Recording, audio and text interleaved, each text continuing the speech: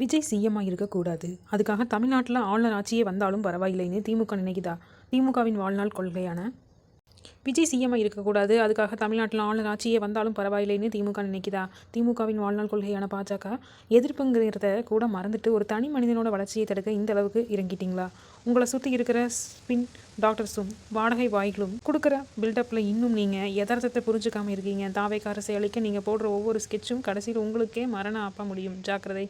இப்போது தமிழ்நாட்டில் நடக்கிற அரசியலை பார்த்தா எலெக்ஷனில் தோற்று போன திமுகவால் இந்த ஆட்சி மாற்றத்தை இன்னும் ஜீரணிக்கவே முடியலன்னு நல்லா தெரியுது. நம்ம விஜய் சார் தலைமையில் தாவேக்கா மாஸ் மெஜாரிட்டியில் ஜெயிச்சு கவர்மெண்ட் அமைச்சதை அவங்களால ஏற்றுக்கவே முடியல. அதை விட கொடுமை, விஜய் சார் சிஎம் நாற்காலியில் உட்கார்ந்த கொஞ்ச நாள்லேயே மக்களுக்கு தேவையான நல்ல திட்டங்களை அதிரடியாக செஞ்சு காட்டிட்டு வர்றாரு. இதை எப்படி பொலிட்டிக்கலாக எதிர்கொள்றதுன்னு தெரியாமல் திமுக திணறிட்டு இருக்கு. முன்னாடி மாதிரி இப்போ தாவேக்காவுக்கு எதிராக எந்த வியூகமும் அவங்களுக்கு ஒர்க் அவுட் ஆகலை. விஜயும் பாஜகவும் கள்ள கூட்டணின்னு அவங்க எவ்வளவோ வதந்திகளை பரப்ப பார்த்தாங்க. ஆனால் மக்கள் அதை நம்பலை. திமுக ஐடி விங் சோசியல் மீடியாவில் என்னதான் நெகட்டிவாக உருட்டினாலும் தாவேக்காவோட விர்ச்சுவல் வாரியர்ஸ் உடனுக்குடன் பக்க ஆதாரத்தோட பதிலடி கொடுத்து அவங்க வாயை அடைச்சிட்டாங்க.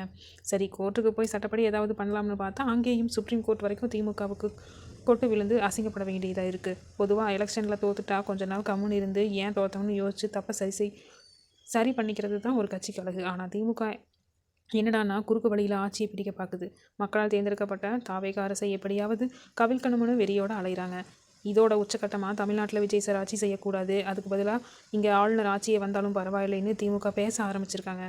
ஆளுநர் ஆட்சி மூலமாக பாஜக உள்ளே வந்தால் கூட ஓகே, ஆனால் விஜய் சிஎம்மாக இருக்கக்கூடாதுன்னு இவங்க அடம் பிடிக்கிறது தான் பெரிய காமெடி. தங்களோட வாழ்நாள் கொள்கையான பாஜக எதிர்ப்பு என்பதை கூட மறந்துட்டு ஒரு தலைவரோட வளர்ச்சியை தடுக்க இப்படி பிடிவாதமாக இருக்கிறது அவங்களோட நற்பெயரையே டோட்டலாக காலி பண்ணுது. இந்த முதிர்ச்சி இல்லாத அரசியலால் திமுகவுக்கு தினமும் பின்னடைவும் அவமானமும் தான் மிச்சமாகுதுன்னு அரசு விமர்சகர்கள் சொல்கிறாங்க. விஜய் சாரோட லஞ்சம் இல்லாத அசுரவேக வளர்ச்சியை தடுக்க நினச்சி இவங்க போடுற ஸ்கெட்ச் எல்லாமே கடைசியில் அவங்களுக்கே ஆப்ப முடியுது. ஆன்லைன் விளம்பரத்தையும் வாடகை வாய்களையும் நம்பி இவங்க பண்ணுற பாலிடிக்ஸ் தேர்தல் களத்தில் இன்னும் பலவீனமாக்கும். ஆனால் ஆச்சரியம் என்னென்னா, மேலிடத்தில் இருந்து கீழ்மட்ட நிர்வாகி வரைக்கும் யாருமே இந்த யதார்த்த நிலையை புரிஞ்சுக்காமல் இருக்கிறது தான் பெரிய விசித்திரம்.